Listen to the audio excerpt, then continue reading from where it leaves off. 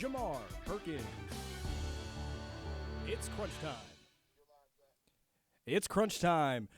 Beautiful, beautiful day here at the studios of Austin Peay. I'm Zach Pugh, your host, joined by my co-host, Jahmar Perkins. Jahmar, how was your weekend, man? Welcome to the show. It's going good, thank you. And I want to say, you said beautiful day, man. It's cold outside. I said, really yesterday it was really cold, but I mean, I don't know about beautiful day, but you know what? It's another day, so I am happy to be here. But no, it was a good weekend. Watched some football, had a little date night with the lady. It was nice. What about you? Nice, man. My weekend was great. A chance to watch some really, really good games for the NFL for the divisional round playoffs, which we'll get into that a little bit more later in the show. But overall, just an easy kill weekend type thing for what we had as an icy break over the week, obviously. Definitely. But we're going to get straight into it. College basketball is going on right now. The top 25 for the men's basketball right now. I'm just going to give the top 5. Okay, so Auburn 18-1 right now. Gonzaga 15-2, Arizona 16-1, Baylor 17-2, and Kansas is sitting at 16-2 right now. But you notice that you don't hear a name out of that in the men's basketball, right? Yeah, a couple names. There's a couple. Yeah. You don't hear Duke, you don't hear Kentucky, you don't hear North Carolina. It's a lot of it's a weird year in sports. I keep saying it all the time. The amount of different number one seeds we've had as far as the poll and everything that's going on, it's crazy. It is definitely a year of upsets, which I think. When you think about COVID and you think about certain things going on, I think that definitely changes the aspect of college sports right now with people getting extra years of eligibility and stuff like that. But no, this is a crazy year of top 25 college basketball for sure. Oh, it is. I mean, Duke just sitting in the top 10. Kentucky, I don't believe, was in the top 10 when I looked at the stats this morning. But Duke is 9th right now, and that is not expected for Coach K's final season. Yeah. So that was something a little unexpected. It's the farewell tour, and I would say though I wouldn't necessarily just put Duke out of there. I think there's still a team. They're Coach K. I mean, right. And it's his farewell tour. I don't think he's going to go out without a fight. So I definitely think more going towards the season than they do good. And I saw this thing I want to talk about. As far as seeding goes, a lot of these teams are like very highly favored to win their conference. When you talk about the ACC, Duke is like a highly favorite. He's like an 83.5% chance. You talk about the conference with Arizona and UCLA, they're both kind of close. But when you look at Arizona and UCLA, that's a close one. They actually played just recently. Arizona won last night. That was a really good game. But then you look at Baylor and Kansas. Those are top teams that are really interesting. And then you look at a conference, the Big Ten, where you have Illinois, Purdue, and Maryland. Now, that is Purdue just out of the top 5 right now. It's close. And Purdue, they were looking pretty good, and then they ended up losing the 1 seed. So, I don't know. Top 25 college, I'm really focused on all speed basketball. I've really been deep into that, so I haven't been focusing too much on top 25 because I'm Austin Peay all the way. That's how I feel. I want them to go to the national championship. For sure, and we'll talk about a little bit more about Austin Peay basketball. Switching over to women's basketball right now, the top 25, just the 5 teams that stood out for me so far in the top 5. South Carolina 17-1, Stanford 14-3, NC State, North Carolina State is going to be 18-2 right now. Tennessee, the Lady Vols, are 18-1 right now, and then Louisville out of the top 5 right now with 16-2. No UConn. No Xavier. When you say those teams, the fact that Belmont's 10 right now, right? And I will say though, they have an automatic bucket at UConn. Paige Beckers. I watched her in high school. She literally is a cold bucket. She's out right now with an injury. So I give UConn a little bit of credit for that, but to see them honestly not win the championship last year is weird because we were so used to them championship. Was it like 3 years in a row, I think, or something like that? And then they got beat by, I think, Baylor or Xavier or somebody like that. It was a good stretch, but I don't know. It's not over yet. We still got more basketball to play, but. Yeah, UConn. It's looking pretty tough for UConn. Plenty of basketball left. Obviously, February is coming up, fastly approaching with it just 4 days left in January. So we definitely have a February time coming in, and then March Madness hits in. So still plenty of basketball left. Moving over to Austin Peay basketball real quick. Men's and women's standings, obviously. Men's OVC standings right now. Austin Peay currently in 5th place. 10 out of 10 for conference, so 500 right now for conference record, and just above 500 with 14-13 record overall. Austin Peay men's basketball, I've been keeping up with them, and it's been rough. I mean, it's not an understatement to say that they haven't been having a great season. I think they have the team to do it. I just think the way that they're playing together right now, they've been struggling. They had a recent game against Eastern Illinois. They looked pretty good. They played together. They ended up winning. That was their first conference win of the season, as they only have one right now. They played that. They played TSU this past weekend. I thought they could have grinded it out, and they ended up losing that one as well. Now they're looking at a Belmont tomorrow, which is rough. It's a rough game. Yeah, Rough game to look. Belmont's always good. Yeah, you know? they are, but they can be beat. And, For sure. I think that it's going to be a huge test. They have a freshman, Austin Peay, Elijah Hutchins-Everett. He's a true freshman from Orange, New Jersey, high recruited, really good player. I think he's really fundamental down low. I think he's going to have to play huge. Tariq Silver, talk about him, transfer from Oregon State, Clarksville native. He's been playing really good for the team as well. I think players like those two are going to really be dependent on to be able to beat at Belmont, because it is if you look at the odds, it's not close. So I think Belmont's definitely the heavy favorite in there. Austin Peay's gonna have to play hard to win that. Oh yeah, and we switch over to women's basketball. The OVC standings right now. Women's currently 3rd overall within ranking, but we had a lovely talk beforehand about all of that, and it looks like they've got a tiebreaker right now for the 2nd seed in the OVC playoffs. They haven't played Tennessee Tech yet, and that's basically who they would necessarily be next to as far as 2nd seed. So I think I'm giving them tie for 2nd seed. When I think of the teams, I'm talking, okay, Belmont's up top. Then you have Austin Peay. Then you have Tennessee Tech. But this is a huge weekend for Austin Peay women's basketball, because they're taking on Belmont tomorrow, which they've already lost to them this season. So it's kind of nice. I think this is going to be our first home game as far as conference-wise, where we already played them. So I think it's going to be nice that they've kind of felt them out a little bit. They really know what they need to do. But it's going to be a crazy game. If they win that game, then they end up getting tied for the 1 seed with Belmont. So Austin Peay is going to be a big game for them. And then they turn around this Saturday and play Tennessee Tech. So it's like these are 2 crucial games right now. But I think they have the talent to do it. I mean, you talk about players like Yamaya Johnson and Carly Pace. Both transfers, Carly Pace from Eastern Illinois, Yamaya Johnson from Jacksonville State. They've both been playing phenomenal. One really cool thing I think, too, is Yamaya Johnson's the 6th man. She's actually the only preseason All-OVC player for Jacksonville. So to see her coming off the bench and performing is like seriously crazy. But I'm really excited of what this Austin Peay women's team has been doing. Literally last game against TSU, they were down by 4 points, with 2 minutes left, 4-point play to tie the game. And then Carly from Ella Sawyer, and then Carly Pace comes down and gets an and 1 layup. I was watching the game live, screaming in my man cave, whatever you call it. But no, Austin Peay women's sports is basketball, should I say, has been really, really fun, and I'm excited for tomorrow. I am too, man, and you and I will of course be there, so we got a great chance to have courtside seats for that one, Yeah. Just moving on from Austin Peay basketball, moving straight into keeping the theme with basketball, NBA. I'm gonna go over the standings real quick. I'm just gonna do Eastern Conference and Western Conference because right now it's early somewhat in the NBA. We're not technically at the halfway mark yet, so it's still kind of a good time to just talk slowly about conferences and not about the individual divisions. Miami, Chicago, Brooklyn, Milwaukee, Cleveland, and Philadelphia lead the top 6 right now. If we were to end today, those would be the teams that would lock in for the Eastern Conference. You notice that that's not Toronto. That doesn't involve Boston. That doesn't involve Washington. These are teams that have been there the last season that are not in the running right now. So it's very interesting to see. Within the Western Conference, you've got Phoenix, Golden State, Memphis, Utah, Dallas, and Denver. Minnesota, the Lakers, the LA Lakers, and the LA Clippers, and Portland are all currently not in the running from what it looks like. Well, see, it's weird, though, because when you talk about NBA, the playing games have totally changed the way you look. So now it used to be you're looking for the top 8. Okay, you're in there. Now we're looking at top 6, and you see the playing games, and now you're seeing what you have to fight for. And I'll talk about the Eastern Conference first. Chicago Bulls, so fun to watch. DeMar DeRozan, Zach LaVine. I mean, Alex Caruso coming off the bench. Then you got Lonzo Ball. They have a really nice squad. Miami Heat, I'm really impressed with them because they've been dealing with injuries all year. When you talk about Bam Adebayo's been out, Jimmy Butler's been out a little bit, and they've still been able to kind of keep up the wins. So I'm really impressed with them, and I don't think you can count out Milwaukee. I like to talk about Brooklyn. Obviously they're dealing with their things with Kyrie Irving and stuff like that. COVID stuff with Kyrie and all that. It's weird. And James Harden, I don't know if you've heard, he's not happy. He's not happy with, them losing. KD's out right now with injury. Is he ever really happy? I don't think he's ever going to be happy till he wins a ring. And will he ever win a ring? That's the question. The world may never know. The world may never know.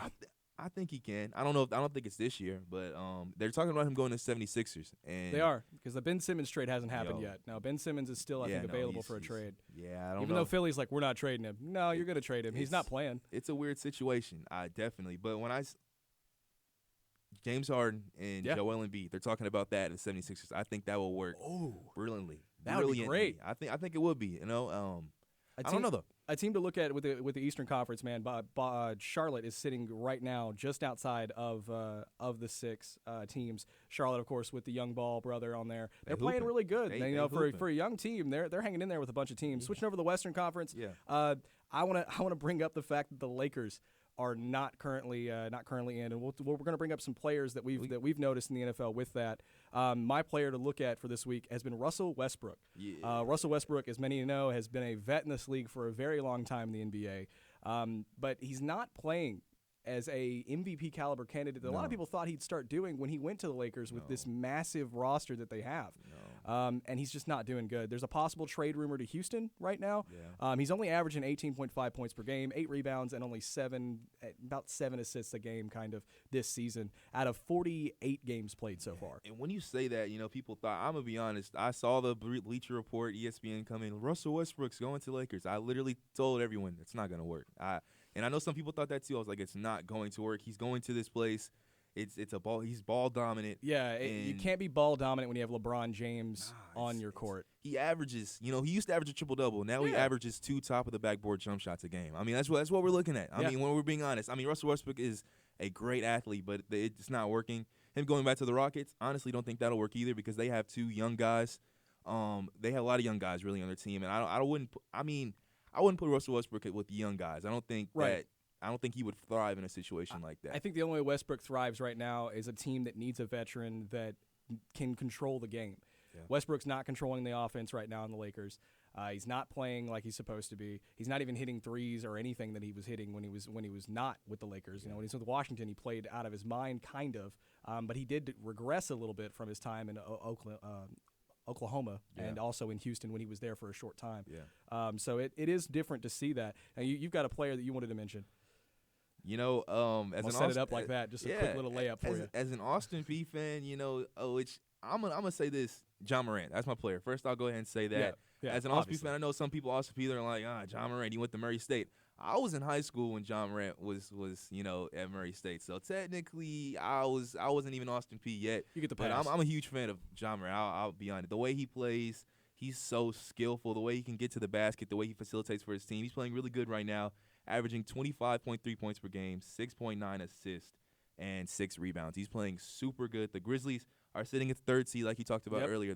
They're hooping, and I'm really impressed with what Ja Morant's been doing. Without Ja Morant on the court, the Grizzlies are not the same team offensively. He's not the number one scorer for their offense. Yeah. He's just the guy that's setting everything up, and because he's so consistent and so good, it's preventing people from being able to go and block somebody else. He's getting double teamed a lot, and he's still making dunks like nobody's business. Yeah.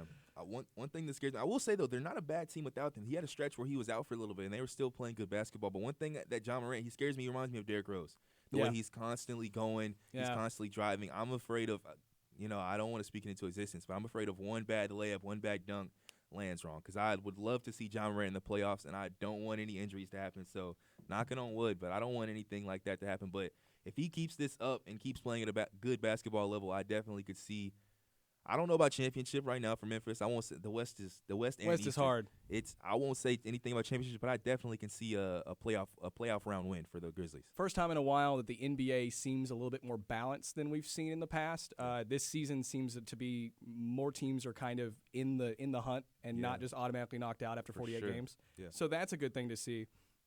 Excuse me. But overall, the Grizzlies, just like most Tennessee teams, tend to do first round and out usually. So hopefully they break that curse along with it if they go. You didn't have to go there. Oh no, we're gonna get there. We're gonna get there though, because we're moving on to what's going on in the world of the NFL, and I'm gonna go ahead and tell you there's a lot to look at here. A lot happened while we were on our break, obviously before coming back for this show. NFL playoffs started, wild card division, then you had the divisional round. Now we're at the championship round. We're gonna start just in a little bit with looking over what happened with the wild card round.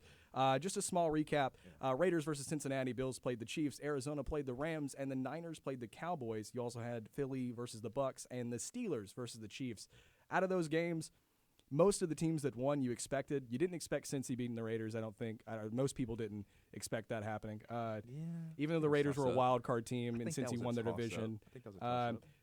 There was a situation in that there's been a lot of issues within the NFL this year with officiating issues.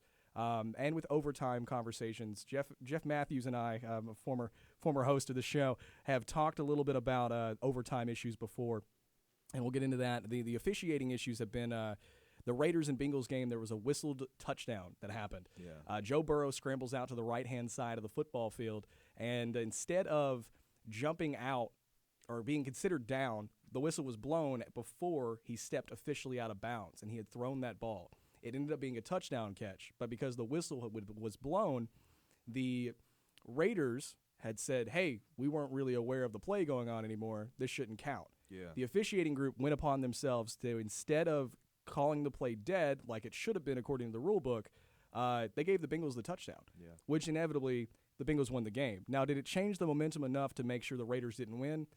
It's hard to tell. But in that moment in time, it definitely was a momentum killer because at that point, the Raiders were only down by 3 points. Yeah, no. With basically everything that you're saying, just to really sum it up, I think officiating and really basketball too. I like the NBA. I think there's a couple things that need to be changed as far as calling in there too. I think really this off season for both sports, I think officiating really needs to kind of be held accountable and really have some serious meetings like, hey, we need to fix this up. I think that's with commissioners. I think that needs to be a serious conversation as far as officiating issues, so we don't have these problems in playoff situations. College, if memory serves correctly, college football and in general college sports have full-time refs, if memory serves correctly. You do not have that within the NFL. You do not have a full-time officiating crew for the NFL. If the NFL wants to get ahead of this curve, like they've started doing with their coverage, it's been so bad with officiating that there's a rules analyst guy now coming in more and more frequently during coverage for games just to prove that the refs are getting it right. Yeah. How bad does that have to be that now you have to bring in your rules analyst guy because the refs are being questioned that bad? I think it's kind of embarrassing, and it's interesting. I watch NFL games. When they have the NFL broadcast and the broadcasters will talk, and then there'll be a debate on the call, and then they'll bring in the old retired. They'll bring in the old ref that's not reffing anymore. So I think that why don't the officials listen to him? Why don't they actually hear what he has to say? So maybe he could be like a third party kind of guy. I think that would be something that would be interesting. It would be interesting, and the NFL had done something so great during the 2020 NFL season. A chance to review penalties, a chance to review pass interference calls. Up in the booth at the game. And now that got taken away this season, and we've seen a rise in penalties when it comes to pass interference calls. We've seen a rise in calls that have been deemed to be not the right call. Another one I'd like to mention, a game on the line call that affected momentum, the dead ball foul in the Rams-Bucks game during this divisional round. Yeah. Buccaneers driving down the field. They end up tying, obviously, which ended up happening in that game. But the Buccaneers themselves marching down the field threw it to Mike Evans, Brady to Evans. Evans gets cleared by Weddle as the ball hits the ground. Mm-hmm. Normal play for anybody who's watched football the last 15, 20 years would know that that's an unnecessary roughness call, ball spot at the foul, first down Buccaneers. Yeah. That did not happen because they've been so big on these rules and the officiating that a half a second dead ball foul was called instead. So it's 15-yard penalty, unnecessary roughness, Rams ball since it was fourth down for the Bucs. I think that's a wrong call. I don't know if the NFL is going to be, if anybody from the NFL ever listens to this, fix it. Please fix your officiating issues and fix your overtime rules. Your overtime rules have been the same since 2014, and a coin flip should not decide the win, even though if the Bills just stop the Chiefs in 11 seconds, then the Bills win that game. Just saying. 13, but I mean, who's counting? All you Bills fans that are very upset about that lovely little march down the field. If your defense steps up for 13 seconds, then you're fine. Yeah. But if you don't, you lose. I'm sorry. That's how the game works. It's been like that in the regular season. I see we're leaning towards Divisional 2. Which game you want to talk about first? Divisional, man. I've got to bring in the Titans. But before that, I want to mention something first before that. Yeah. 49ers v. Cowboys. Our boy Jeffrey. Gotta bring it in, right? Yeah, you gotta bring it in. Yeah, Jeff Yeehaw Matthews. Yeah. How about them Cowboys? Just much love, Jeff, wherever you are, but No, I hate to say it, but the Cowboys did not show up against the 49ers, and you wanted that to happen as a fan of them, and Jeff, not to call you out, I was rooting for you, buddy, but it just didn't happen. Did we think they were going to win that game? I did. I thought they'd win that game, and then they'd lose to Green Bay. Yeah. But, then Green Bay loses to San Fran, and now we have that. I'll say this, though. For Cowboys fans, it is good for them, though. They can say the team that beat us beat the Packers. So, True. I mean, it's you know, it's something. You can Small victories. Take it where you can get Small it. moral victories. There's no moral wins in the NFL, but that is a moral victory for sure. When we talk about the divisional games, let's look back real quick at the Tennessee Titans versus the Cincinnati Bengals. The Bengals, Joe Burrow sacked 9 times in that Tennessee game, and that's going to be a talking point in just a minute about the AFC and NFC championships. The Bengals didn't look like they had this game in control for most of the game. The Titans did, but turnovers cost you in that point in time. 3 turnovers from Ryan Tannehill, interception-wise. Just not a good game by the quarterback. And you've got to blame your quarterback at that time. Tannehill, and I was saying this before, talking to people about, you think the Titans, are they going to do it? Are they going to do it? I said, Derrick Henry's coming back. We don't know how he's going to come back. When he came back, he didn't come back full surface Derrick Henry. I mean, he did decent for what he could do. I mean, 20 carries, 62 yards. It's not the best we've seen from Derrick Henry. No, that's not a Derrick Henry game. It's not. But I said, to win this playoff game, Ryan Tannehill can't just rely on running. He's going to have to be a decent quarterback. And when you throw 3 interceptions to 1 touchdown, that's not a decent performance. And I think that's why they lost. I do have a play of the game, though, for the divisional round. Okay. And it's not from the Kansas City Chiefs game that everybody wants to call from for plays of the game. Okay. It's the A.J. Brown reception with 2 guys just draped on him, and he just right in the breadbasket. Doesn't even move his arm, man, and just bow, boom, caught. And that's credit to Tannehill, too. Yeah. For throwing that pass. It's a great throw there. Just got to be consistent. Just didn't have it for the rest of the game. Yeah. I think if you're the Tennessee Titans, you really have to question whether or not you're keeping Ryan Tannehill as your quarterback going forward, because he kind of proved that he couldn't win you the game. Yeah. That's who lost you the game. If you're a Titans fan, you want to point at defense, you want to point anywhere else. Who lost you the game was the 3 interceptions from Ryan Tannehill. Yeah, Plain and simple. Bring back Mariota. Hey, man, and Mariota should be starting in the NFL somewhere. Plain and simple there, too. Looking ahead, let's look ahead at the AFC and NFC championship games. The AFC championship game, the Bengals versus the Chiefs. My main question going to this, and a real quick note, the first NFL championship round since 2009 without Aaron Rodgers or Tom Brady. Crazy. That's insane. That's some GOAT status, though, for both of them.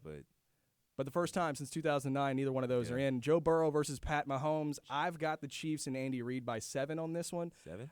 I just think that because the way the Chiefs play and it's at home, I just think the Chiefs are winning that, and the Bengals cannot be able to hold another away game if they allow Burrow to get sacked another 9 times in a game. The sacks were a problem, but, I mean, my boy Joe Shiesty, a.k.a. Joe Burrow, He's been playing good, and he has a nice receiving core, too. He does. They're young. They're hungry. They want it. Yeah, and I think Tyrann Mathieu, he got the concussion last game. He should be ready for this. He's looking like he's going to pass concussion protocol. Which that's huge for the Chiefs. But yeah, that's a safety that you want in the backfield. I think it could be another gunfight. I don't know if it'll be as crazy as the Bills game was, but I think it could be something similar to that.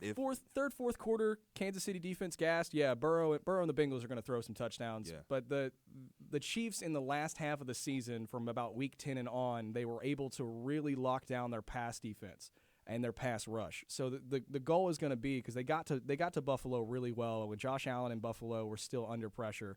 The goal is going to be, if the Bengals can protect Joe Burrow, that's what's going to have to happen. But Burrow can scramble just like Allen can. I'll say this too. I mean, they had a nice drive where Mixon ended up getting his touchdown in the Bengals game, but Joe Burrow didn't get a touchdown. Mixon, one of the most underrated running backs in the league. I played with him in Madden. Dude, he's great. But he's great. He just gets hurt a lot. Joe Burrow's not going to win against the Chiefs if he doesn't get a touchdown. That's what he did against the Titans, which that's, like I said, it's the Titans. But yeah. You hate to see the one and done round, but that's kind of been their motif the last few seasons, unfortunately. Thankfully, it wasn't the Ravens that did it, so I can live for a whole year. The other game that we want to look at, San Francisco 49ers versus the Los Angeles Rams. The Rams are doing so well in the football game. An amazing run against the Arizona Cardinals, beating Tom Brady and the Bucs in Tampa. Now it's the first championship game to be played in a Super Bowl stadium, because it is the Super Bowl stadium this year in L.A. I think the Rams got it. I know the 49ers have their number. Yeah, they do. But the Rams are just playing so well, it's hard to discredit them right now. Really quick, I have to throw this in, because you didn't say his name, really. I mean, you did, but Thomas the GOAT Brady. Oh, yeah. He got sold by his defense. I'm a big Brady fan. He played – I mean, the beginning was a little rough. He didn't look right. Does that make sense? Like, the first half of that game, especially that first quarter, there were throws he was making that just didn't seem. But look at what he like had. Tom Brady. The offensive line. Yeah, his receivers I saw. I'm not saying he didn't have it rough, but he had it like every other quarterback in the league for once, which was nice to see.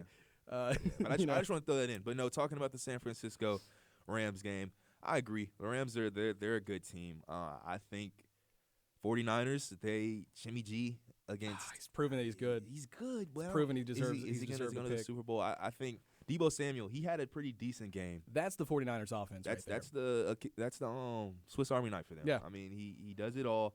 And I think how he plays will be in effect. He didn't score a touchdown this past game. I made a bet with a friend named FanDuel, and FanDuel. Deebo Samuel did not get a touchdown. So I was pretty upset about that. But he didn't score last. I expect if the 49ers win against the Rams, I think it would be a high offensive game. So I would expect Deebo Samuel to have a good performance. I think the Rams win this by 3. It's a field goal kick at the end of the game. So yeah, I think it's a shootout, man. I really do because the San Francisco's defense is so good against the Rams this year. It's been tight games. It's not been high-scoring games, if memory serves correctly. It's just they just know each other so well. So I think the Rams are going to come in going, hey, we know this team. We play them twice a year anyways. It's at our house. Let's try to win it. Prediction, I think it could be Jefferson or Beckham Jr. is what I'm thinking. Odell, man. Cooper Kupp is going to be a priority for 49ers. I mean, I don't know why he wasn't a priority last game, but I don't think Cooper Kupp has an amazing game this game, which I know is. If you're the Bucs and you don't shadow him with your number one corner every play, then that was the dumbest move you made defensively. Cooper Kupp is a walking 20-point fantasy performance, but I think that it might be a little different against the 49ers this week, and I think someone else steps up from that receiver core, whether it might be Higbee that's tied in. I think one of those players are going to step up to be the number 2 receiver for Matt Stafford.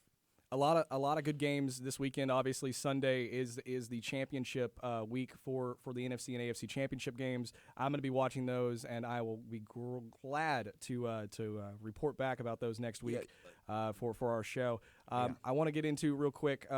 We're getting a little low here.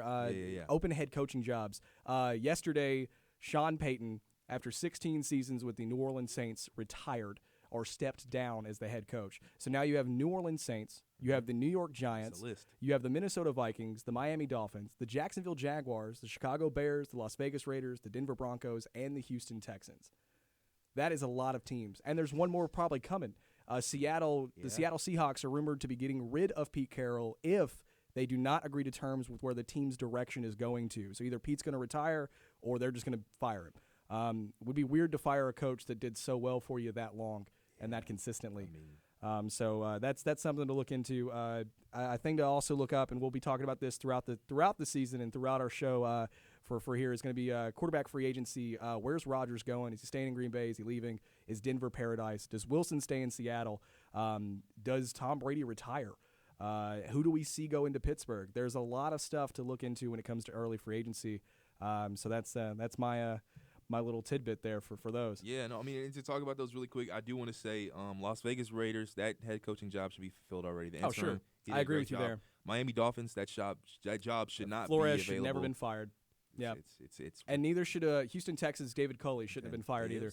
Culley brought that team into almost a winning team towards the last part of the season with a roster that was diminished because you thought you had Deshaun Watson as quarterback, and that's another guy. That guy might be going somewhere too next season. I don't know if he's playing next year, but he's definitely going somewhere. We shall see. With Aaron Rodgers, I don't know. I mean, Denver. That could be a nice spot for him. But I will say Tom Brady, I saw a clip or something. If he was talking, he was talking about Giselle, his wife, and his kids. And the way he was talking about it, it does seem like he's ready to kind of step down, be the 100% family man, which I don't know. I just feel like one more run. Yeah, I mean you can't end on that. If you're Brady, it's hard to go out when you're not winning. Honest truth. I mean that's how that goes. But a lot of good games this weekend. Like I said, I think the Chiefs are going over the Bengals. I think the Rams got San Fran. That's my predictions on that. You got your final predictions for that game? I'll say the typical person answer is Rams Chiefs. Right. But let me ask you that Rams Chiefs, who wins that before we even get to Rams. Rams. I think the Rams are just too good right now. Rams are going to beat the Chiefs. I think they're just too good right now, especially if it's a home game. I mean, it's a home game. That's their stadium. So. Yeah, I know I'm crazy. I know. I mean, I'm not saying that's a bold prediction, but you said very surely if the Rams are going to be. Oh yeah. I don't think it's going to be like a blowout or anything, but I think it's going to come down to a touchdown or a field goal for sure for that one. I mean, Pat Mahomes is great and Andy Reid's good, but we're just I think it's just new time. It's Jalen Ramsey, Aaron Donald, Von Miller, Eric Weddle. I mean, come on, you can't name anybody on that defense or on that team that's not a star. Matthew Stafford, Cooper Kupp, Odell Beckham Jr. Come on. It's a crazy time. It's Super Bowl or bust. That's what I've been saying about the Rams. Super Oh, Bowl for or sure. bust. Totally agree with they you. got all those names. You better win with those names. That's all I say. That's my 2 cents. Well, Jahmar, thank you so much for joining me this week, man. We'll be back next week here on Crunch Time. It is a beautiful time to be here, and we'll see you next time.